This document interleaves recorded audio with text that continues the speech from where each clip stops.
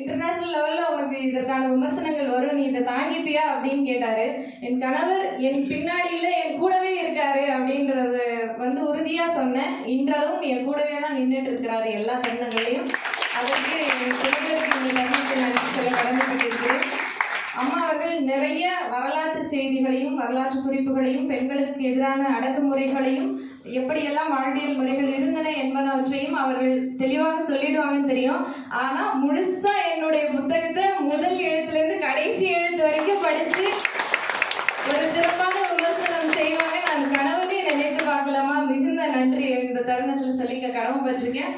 அதுக்கு அடுத்தபடியா சுசீந்திரன் ஐயாவை நாங்கள் அழைக்க செல்லும் பொழுது திருப்பதி ராஜா அவர்கள் தான் சுசீந்திரன் ஐயாவை எனக்கு அறிமுகப்படுத்தி வைத்தாங்க. இவர்களை கூப்பிடுங்க, உங்களுடைய நூலுக்கு மிக சரியான ஒரு சிறப்பழைப்பாளராக இருப்பாங்க அப்படின்னு சொன்னாங்க. காரணம் அவர் சொல்றதுக்கு முன்னாடியே எனக்கு விளங்கிடுச்சு. அவர் எடுத்த ஜீவா திரைப்படமா இருக்கட்டும், அழகசாமி திட்டுறது அப்படின்ட்டு அவங்க அந்த ஒப்பாரியில முதல்ல கணவரை நினைச்சு சொல்றாங்க. ஆத்துல அலறி வெட்டி அரங்கு வந்த ராமதுரை அன்பாவும் பேசலையே அரவணைச்சும் பேசலையே. அதுக்குள்ள போயிட்டாரு. அந்த துக்கம் அப்படியே சொல்லி கணவரை பத்தி சொல்லி மாறிடுச்சு. அடுத்து இந்த மாமியார் நாத்தனாரெல்லாம் பாக்குறாங்க. அவங்க அப்ப சொல்றாங்க, நான் எப்படி இருந்தேன் அப்படின்னு, நீல புடவை கட்டி நெல்லுமணி வளையலிட்டு நீலிகளே உங்க வாசல்ல நின்னருக்க சம்மதிச்சேன். எப்படி இருக்கு பாருங்க அதை கேட்க. அதனால பச்சை புடவை கட்டி பாசிமணி வளையலிட்டு பாவிகளே உங்க வாசல்ல பார்த்திருக்க சம்மதிச்சேன்.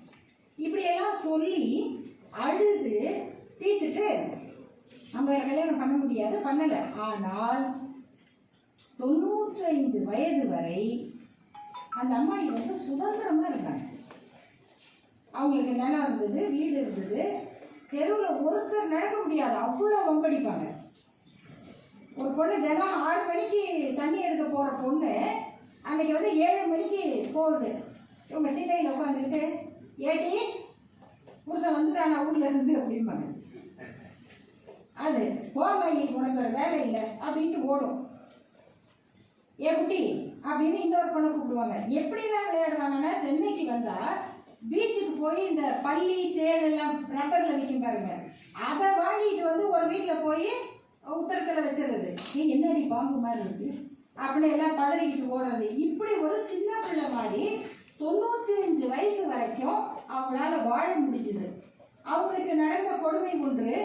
ஆனால் அவங்களுக்கு வெளி உலகம் இருந்தது, உழைப்பு இருந்தது, நிலம் இருந்தது, உறவுகளோடு கலந்து வாழுகிற ஒரு வாழ்க்கை இருந்தது. அதனால அவங்க கேரக்டர் மாறாம இருந்து செத்துட்டாங்க. இதுக்கு அடுத்த ஒரு காலகட்டம் வந்தது. என்னுடைய பெரியம்மாவுக்கு இதே நிலைமை. அவங்களுக்கு ஒரு 14-15 வயசுல ஏற்பட்டிருக்கு. அப்ப அவங்க பழக்க வழக்கெல்லாம் சொல்லும் போது உங்களுக்கு தெரியும், இந்த எதுக்குன்னா அந்த சாஸ்திரத்துக்கு கிட்ட போறதுன்னு இல்லையா. அப்ப அவங்க சொன்ன ஒரு ஒப்பாரி என்னன்னா, எங்க தாத்தாவை பார்த்து, அப்பா சாமி பசுமாடு சாஞ்சி படுத்திருக்கோம், அதை தட்டி எழுப்பாம தடியால எழுப்புனீங்களா? கோயில் பசுமாடு குனிஞ்சு படுத்திருக்கோம், அதை கும்பிட்டு எழுப்பாம கோலால எழுப்புனீங்களா அப்படின்னு கேட்டு எழுதியிருக்காங்க. ஆனா இந்த பெரியம்மா கொஞ்சம் படிச்சவங்க. அவங்களுக்கு மறு திருமணம் நடந்தது. 1945-46 நடந்துருச்சு. அதுக்கு காரணம் 2. ஒன்று, அவரை திருமணம் செய்து கொண்ட அந்த பெரியப்பா காங்கிரஸ் தியாகி காந்தியவாதி. அப்ப இது மாதிரி மறுமணம் செய்யணும் அப்படிங்கிற கொள்கை அவருக்கு இருந்தது. மாப்பிள்ளைக்கு இருக்கலாம், பொண்ணு வீட்டுக்கு தைரியம் வருமா என்றால், அன்றைக்கு அந்த திருமணத்தை பொறுப்பெடுத்து நடத்திய என்னுடைய தாய்மாமா சுயமரியாதைக்காரராக இருந்தார். தந்தை பெரியார் கொள்கையில அதனால இந்த 2 பேரும், அவர் திருமணம் செய்து கொண்டவர் காந்தியவாதி, செய்து வைத்தவர் பெரியார் பற்றாளர், சுயமரியாதைக்காரர். அதனால அந்த திருமணம் நடந்தது. அவங்க அப்புறம் ஆசிரியராக வேலை பார்த்தாங்க. இப்ப வயசாயிடுச்சு, அவங்களுக்கு இருக்காங்க. ஆனால் இதுக்கு அப்புறம் கீழே இருக்க சமூகங்கள் அப்படி அப்படியே பார்த்தீங்கன்னா